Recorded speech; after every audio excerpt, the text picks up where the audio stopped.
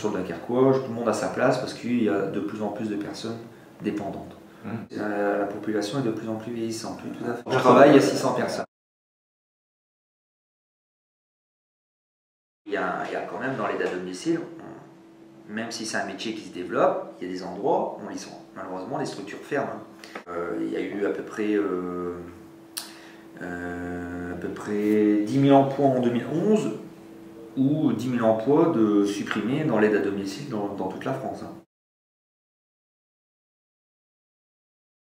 Ça m'arrive, je suis à l'accueil, des salariés qui viennent postuler parce que voilà, ils ont dit ouais, à la NPE, à Pôle emploi, on est là, service à la personne, c'est du boulot.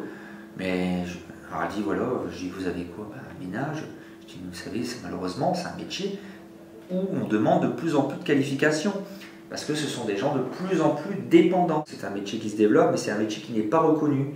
On développe ce métier, mais au niveau du gouvernement, je pense qu'il n'est pas pris en compte.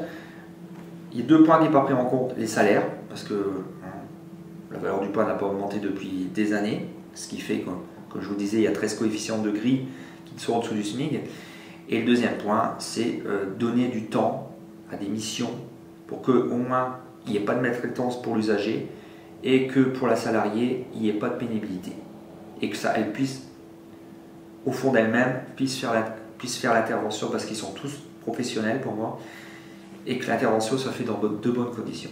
Les conseils généraux mettent des plans d'aide, donc quand ils ont mis en place l'APA, c'était 1 heure, on est passé à 30 minutes, il y a des endroits où on est même à 20 minutes.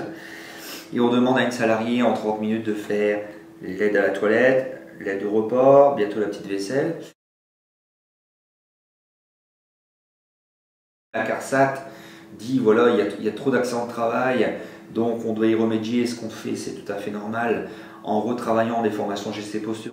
Il faudrait qu'on prenne conscience, que les conseils généraux prennent conscience qu'en 30 minutes, voire 20 minutes à un certain endroit, on ne peut pas réaliser toute l'émission qui est demandée. Voilà.